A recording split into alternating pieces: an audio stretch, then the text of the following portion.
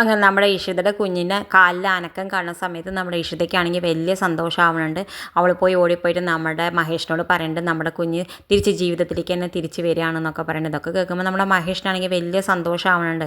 എന്തായാലും അവൾ പറയുന്നത് എനിക്ക് എത്രയും പെട്ടെന്ന് ആദ്യം ഇങ്ങോട്ട് കൊണ്ടുവരണമെന്ന് പറയുന്നുണ്ട്. എന്തായാലും നമ്മൾ സുജി അഡ്വക്കേറ്റ് പോയിട്ട് പോലീസ് സ്റ്റേഷനിൽ പോയിട്ട് ആദ്യനെ ഇറക്കി കൊണ്ടുവരുന്നുണ്ട്. ഇറക്കി കൊണ്ടുവന്നിട്ട് വരുന്ന സമയത്ത് നമ്മുടെ ആദ്യക്ക് കുഞ്ഞിനെ കാണുമ്പോൾ വലിയ സന്തോഷമുണ്ട്. ആദ്യം പക്ഷെ പറയണ്ട അച്ഛാ എനിക്ക് എത്രയും പെട്ടെന്ന് ആരത് ചെയ്തെന്ന് കണ്ടെത്തണം എന്ന് പറയുന്നത്. എന്തായാലും ആദ്യം പുറത്തേക്ക് വരുന്ന സമയത്ത് മഞ്ജിമയുണ്ട് പുറത്ത്. മഞ്ജിമോട് ചോദിക്കുന്നുണ്ട് നിങ്ങൾ എന്താ ചെയ്ത് എൻ്റെ കുഞ്ഞിനെ സത്യം പറയുന്നത് പറയുന്ന സമയത്ത് മഞ്ജിമയ്ക്കാണെങ്കിൽ അവനോട് കുറ്റബോധം തോന്നിയിട്ട് മഞ്ജിമ എല്ലാ സത്യങ്ങളും പറയുന്നുണ്ട്.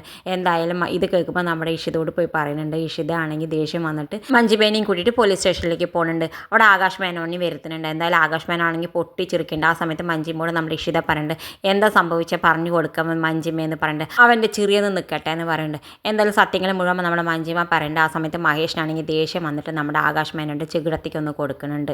എന്തായാലും പിന്നെ കേസൊന്നും ഇല്ല എന്ന് പറഞ്ഞിട്ട് പുറത്തേക്ക് പോകുന്നുണ്ട് നമ്മുടെ ആകാശ് മേനോൻ. പുറത്തേക്ക് പോകുന്ന സമയത്ത് നമ്മുടെ രചന അവിടെ വന്ന് നിൽക്കുന്നുണ്ട്. രചനോട് പറയുന്നുണ്ട് രചന എൻ്റെ പേരിൽ ഒരു കേസും ഇല്ല, നമുക്ക് ഇവിടുന്ന് പോയിട്ട് വേറെ എവിടെയെങ്കിലും നാട്ടിൽ പോയിട്ട് നമുക്ക് സുഖമായിട്ട് ജീവിക്കാമെന്ന് പറയുന്നുണ്ട്. ആ സമയത്ത് നമ്മുടെ രചന പറയുന്നുണ്ട് നമ്മൾ രണ്ടാളും പോയാൽ നിൻ്റെ ആഗ്രഹം എങ്ങനെ സാധിക്കാമെന്ന് പറഞ്ഞിട്ട് വേഗം തോക്ക് എടുത്തിട്ട് ചുണ്ടിയിട്ട് നമ്മുടെ ആകാശ് മേനോനെ കൊല്ലുന്നുണ്ട്. എന്നിട്ട് പോലീസിന് കീഴടങ്ങുന്നുണ്ട്.